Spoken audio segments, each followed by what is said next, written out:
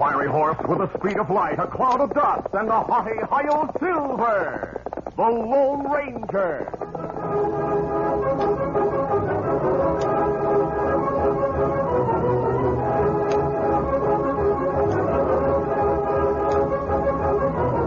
With his faithful Indian companion Tonto, the daring and resourceful masked rider of the plains led the fight for law and order in the early western United States. Nowhere in the pages of history can one find a greater champion of justice. Return with us now to those thrilling days of yesteryear. From out of the past come the thundering hoofbeats of the great horse Silver. The Lone Ranger rides again. Come on, Silver. Let's go, big fellow. Hi-Yo Silver! Away!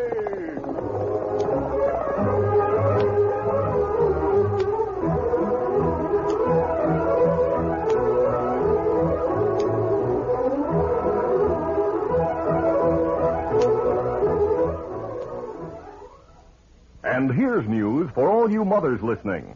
The sparkle of lovely silverware sure sets off a table, doesn't it? And now you can own a complete set of exquisite Queen Bess pattern silverware for practically a song. All you need are the silverware coupons that come with packages of nourishing Cheerios, plus the small cost to cover mailing and handling. Imagine such an easy way to get gorgeous silverware with a charming floral wreath design. You're offered many extras, too. Iced teaspoons, dessert servers, even seafood forks. And this is a long-lasting silverware, extra heavily plated, so fine in quality and appearance, it's perfectly at home in the most expensive table settings. So save those valuable silverware coupons in packages of Cheerios. Start making the most of them now. Enjoy really beautiful silverware, just as your whole family enjoys Cheerios for breakfast. That's Cheerios, the ready-to-eat oat cereal that helps give you the strength and energy you need.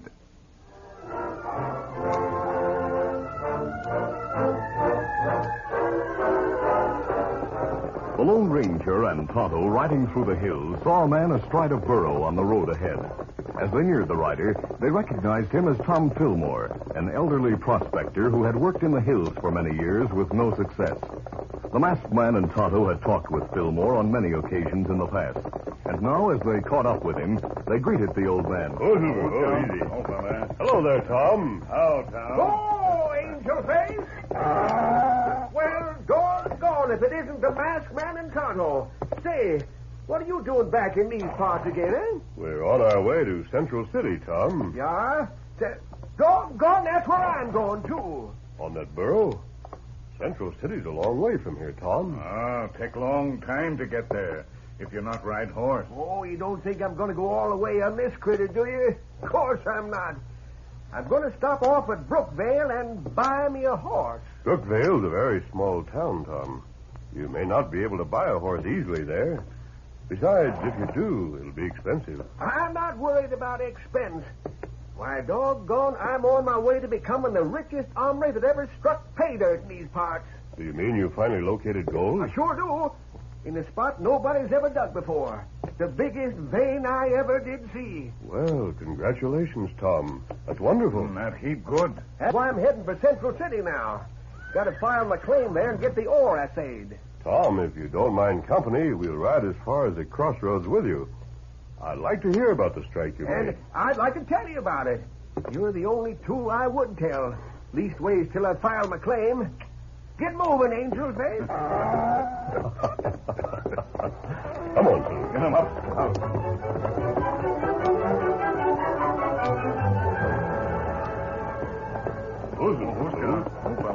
It was near sundown when the Lone Ranger, Tonto, and Tom Fillmore reached the crossroad that led to the small but notorious town of Brookvale.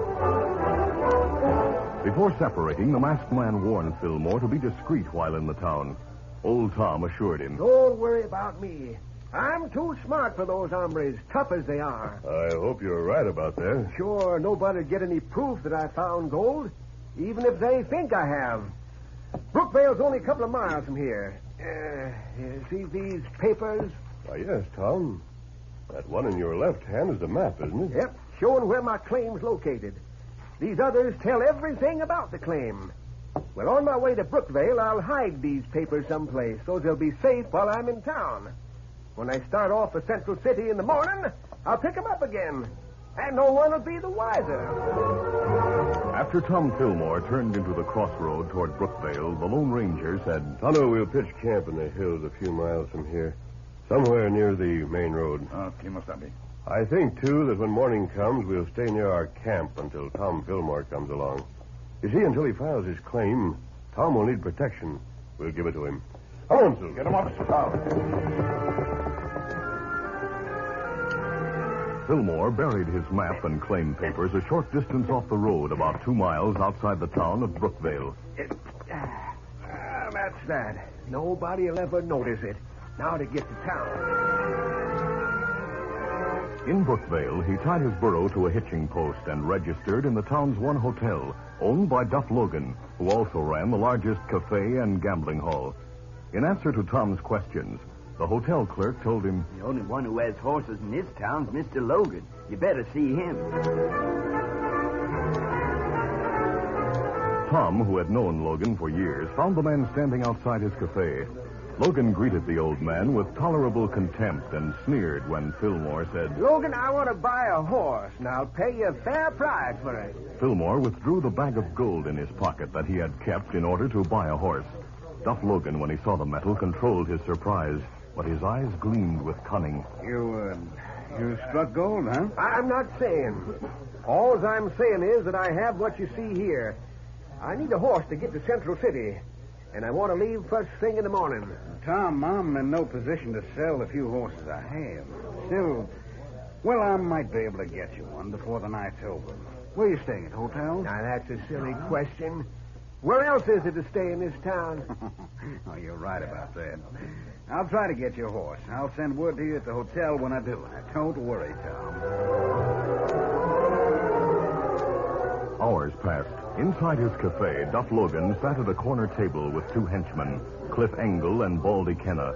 There was a girl with them, hostess Flora Dixon, but she took little part in the conversation. Logan was talking to the men. And Cliff, I told him I'd have a horse for him in the morning. Huh? Do you have one? Yes, but he's not going to use it. The clerk at the hotel just sent word that the old man's asleep in his room, snoring to beat all get out. Baldy, I told you and Cliff what to do, remember? Yeah. We'll sneak into his room and go through his belongings. Duff, why don't you leave the old man alone? You've done enough of that sort of thing, haven't you? You have enough money to do you for the rest of your life. Nobody's asking your advice, Flora. But, Duff, Baldy, Cliff, don't hurt the old man, huh? Not unless he tries to hurt you. You make that distinction, huh, Flora? Pay no attention to her, boys. Now get going. Yeah, sure. Come on, Cliff. I'm with you, Baldy. See you later, boys. The 2 crooks, Baldy and Cliff, entered Tom Fillmore's room. They searched the sleeping prospector's clothes and haversack and found nothing. They returned to the cafe and reported their fruitless search to Duff Logan. Logan, angry at first, reached a conclusion. He's a smart old geezer, that Tom Fillmore. He hasn't any maps or claim papers, huh? And there's only one answer. He's hidden them somewhere out of town, at some spot where he can pick them up and take them along once he leaves here. And you think he stashed them away before he got here, huh? Yes. All we have to do is follow him to where they're hidden, huh? No, Cliff. Do that and he'll never take you there. He'll be wise he's being followed, so he'll keep on going. Yeah, I guess he would. But if he thought he wasn't being followed, or if he thought he was in safe company, well, that's another story. And that's what he's going to think tomorrow morning. He is? Hey, boss, where you going? To get my darling Flora and tell her to get ready to do an act and take a journey. She's going to be Tom Fillmore's safe company, whether she wants to be or not.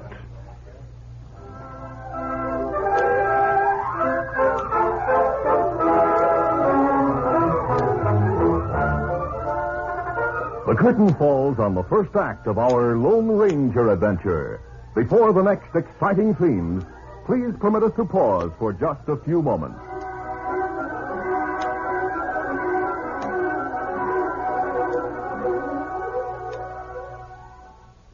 Jenny is 10 and is she good? She's skip rope champ of the neighborhood. She's so quick because she knows she's got gold power from Cheerios. Yes, she's got gold power. There she goes. She's feeling her Cheerios.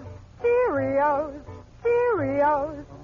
You bet, Cheerios, the oat cereal that needs no cooking. Every delicious spoonful of Cheerios and milk is real muscle-building food. Each spoonful contains vitamins, minerals, and proteins your body needs. Yes, the good things in a Cheerios breakfast do good things for your body. Help you have healthy nerves, good red blood, strong bones, and muscles. And besides giving you go power, Cheerios is downright wonderful tasting. That toasted oat flavor is really something. And when you add milk and your favorite fruit, say some sliced bananas, you're in for a delicious breakfast treat. Get the whole family off to a good start every morning with Cheerios. Then you'll hear people say, She's feeling her Cheerios.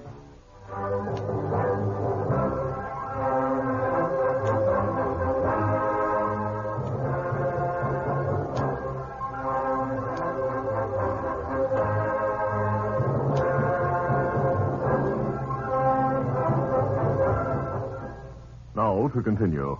An hour before dawn the next morning, Tom Fillmore came down the stairs from his hotel room and walked across the lobby. Good morning, Mr. Fillmore. Howdy. He opened the door and went into the street. To his surprise, he saw a horse and two-seated buggy nearby. A girl dressed in severe black was trying to retrieve the reins which had slipped to the ground. The horse was skittish, and her efforts were futile. Tom hurried across the otherwise deserted street. Here, lady. Don't try to pick him up. Let me get him for you. All right, horse. All right. Take it easy now. Easy. That's it. Hold still now. Let me get those reins. That's it. There you are, ma'am. Thank you. Thank you very much. I was becoming frightened. There's nothing to be frightened about, ma'am.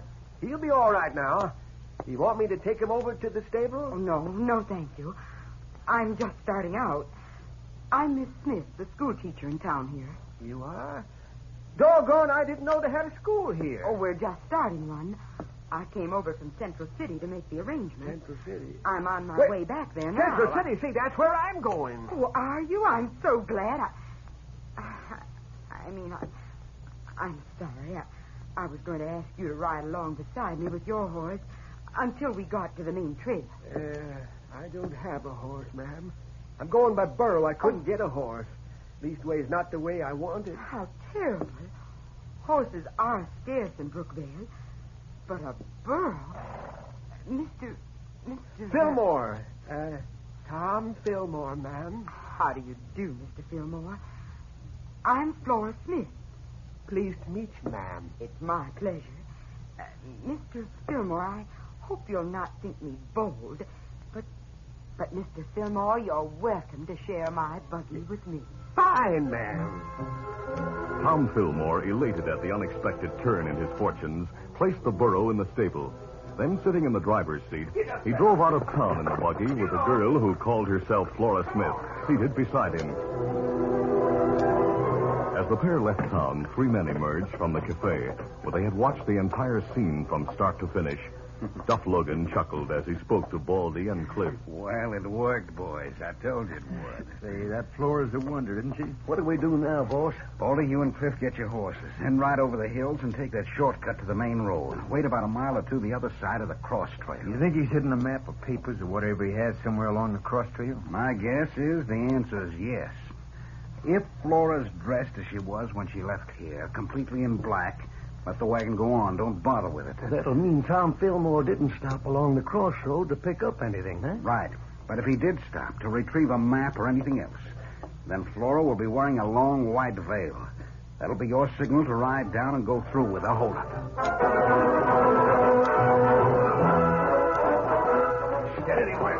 Come on, get up here. A few minutes later, the two crooks galloped their horses out of town into the hills, taking a shortcut that would get them to the main trail at least an hour before the horse and buggy would reach the spot. On the crossroad, an hour after they'd left Brookvale, Tom Fillmore stopped the horse and buggy. He made a lame and elaborate excuse for walking to a rock near the side of the road and digging into the ground near it. Flora, pretending wide-eyed innocence, watched him retrieve some papers from the shallow excavation. Then Tom walked back to the wagon. Guess you think I'm loco burying things like that, huh? Well, these papers are important, and it sure is hard to climb into this wagon. It hurts the bones. Let me help you, Mr. Fillmore. Oh, There. thanks.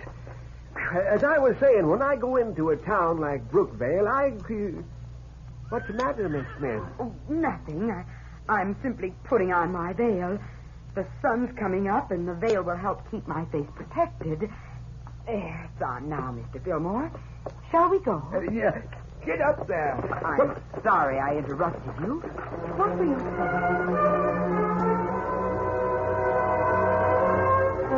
The Lone Ranger and Tonto had broken camp and were waiting in the hills close to the main road, a few miles from the cross trail where they had left Tom Fillmore on the previous evening. The Lone Ranger spoke. The sun has been up for more than an hour, Tonto. If Tom Fillmore left Brookvale before dawn as he intended, then Wasabi, look. Far down road, coming this way. Look like wagon. Yes, wait till I use my binoculars. There. I hardly think that Tom would... Tonto, on the other side of the road, you see? Let me see. Men ride down the trail from behind rock. They have bandanas across their faces, and there are guns in their hands. Look like holdup. It is, but we'll stop it easy. Steady, fella. Easy, fella. Come on, Silver.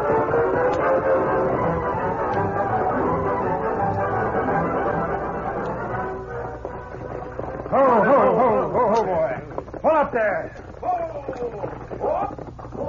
The two crooks, masked, rode from behind the huge boulder and stopped in the path of the horse and buggy, waving their guns menacingly. Just tighten that wagon and put your hands up high. Yeah. Make a move and I'll shoot you full of lead. Now, where are the papers we're after? Papers? I don't know what you're talking about. They're inside his coat. He put them in there a few minutes ago. Oh, no. Miss Smith, you... Never mind the Miss Smith line. Give me a man those papers. Wait a minute. I'll get them, Flora. Easy, boy. I'll help you, Baldy. The two crooks dismounted and hurried to the wagon. Baldy, followed by Cliff, was the first to climb onto the seat. He grabbed Fillmore. All right, give me those papers. If you don't, Hey, no, doggone you. You're not going to have him. Pull him off of me. Flora, don't let it do. Hey. Now, Baldy, Cliff, it's a masked man and an Indian. Get out from there. Hold on. Get down. Out of the way, Cliff. Let me shoot. Oh, my arm. Stand back before I run you down. Oh, my wrist is busted. Don't move, you two. Tom. Get back. I have a gun. I'll use it on this old man if you come an inch closer. Kimasabi, I have gun against Tom's back. Here. He's a friend of yours, is he? Well, if you don't want him to die, you'll back away from this wagon. Now. All right, Tonto. Back, Silver. Back down. Back away. At the Lone Ranger's words, Tonto moved to the left of the wagon. The masked man moved to the right. The girl yelled at the wounded crooks. Get your guns from the road. Baldy, get down there. Bad arm or no bad arm. Come on, boy. Let me help you. The Lone Ranger bent from the saddle as if to offer assistance. Flora raised her gun. Get back, I said. Get back or... Keep that gun, lady. Tonto behind her vaulted from his saddle onto the buggy. My arm. Let go of me. You're hurting. Baldy, Cliff. Stay right there, boys. You're covered. Easy, steady, big fella. I'm not doing anything, see? Me neither. My wrist is busted. Lady, I'll take that gun. No. Tonto, I have it. Me let go then. You... All right. Now, what are you going to do with me, masked man? First, I'll pick up these guns. Now, tell me the story behind this holdup. Tom, what is it? Oh, I've been played for a fool again, that's what. But I'll tell you. Tom told his story of the previous evening and about the events leading up to the present.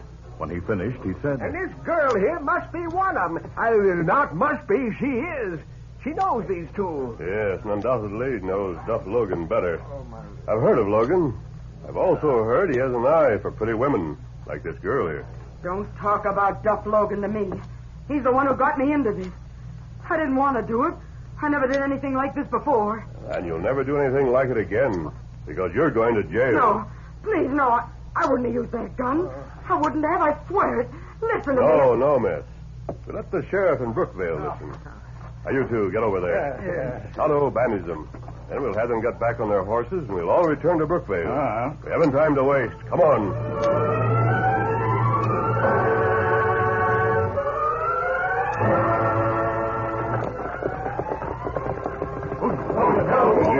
On the outskirts of Brookvale, the Lone Ranger brought the group to a halt. Tonto, I don't care to ride into town in broad daylight wearing this mask.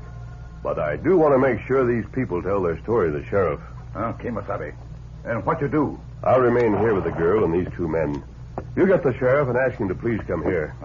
Me go now. Get him up. Count. As Tonto rode into town, the Lone Ranger spoke to Baldy and Cliff.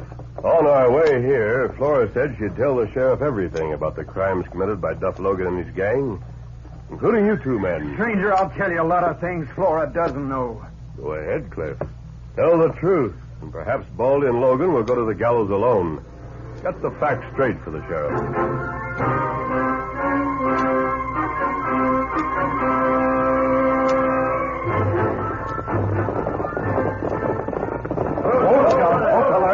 Tonto returned later with the sheriff and his posse.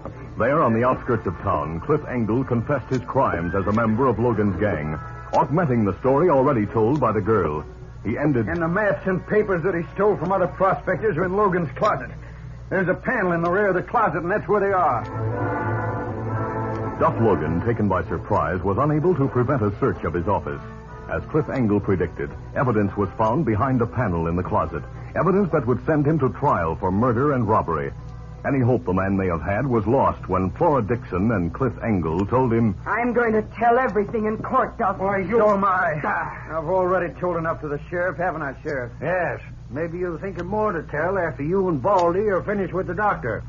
One of my deputies will take you to the doctor now. And I'll get my burro from the stable. You were smarter than I was, Logan, but I'm going to live to be rich. You're not. Right now, I'll ride slow and easy to Central City, because I'm sure nobody'll bother me in McClain now. What about your friend, the masked man? Him? Well, maybe he'll be watching out for me somewhere in the background like he was today. Yep, guess he will be. But he rode off without me now, saying I wouldn't have to worry. And when he says I don't have to, I believe him, 'cause he's the Lone Ranger.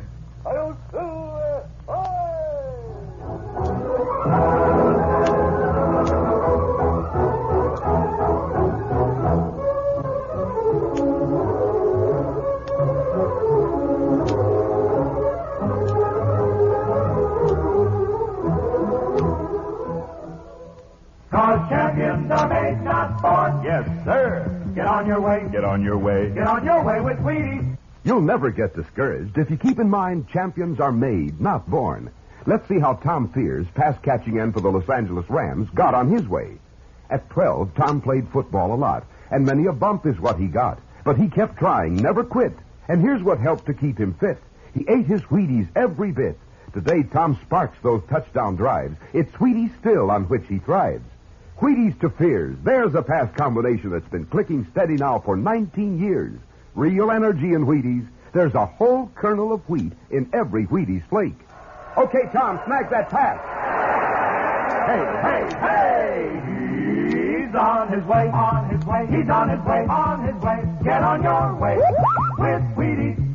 'Cause champions are made, not born. Yes, sir. Get on your way. Get on your way. Get on your way with Wheaties. Breakfast of champions.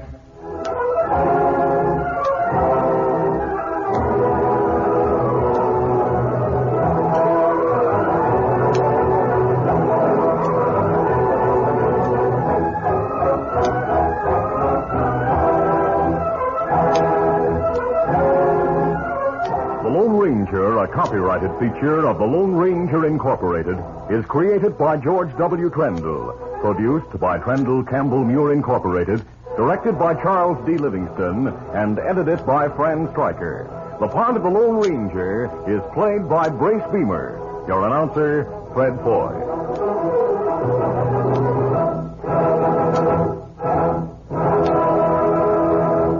The Lone Ranger is brought to you by General Mills every Monday, Wednesday, and Friday at this same time. Be sure to listen.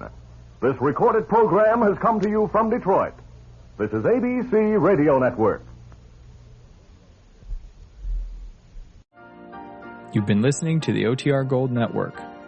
Find more classic radio at otrgold.com.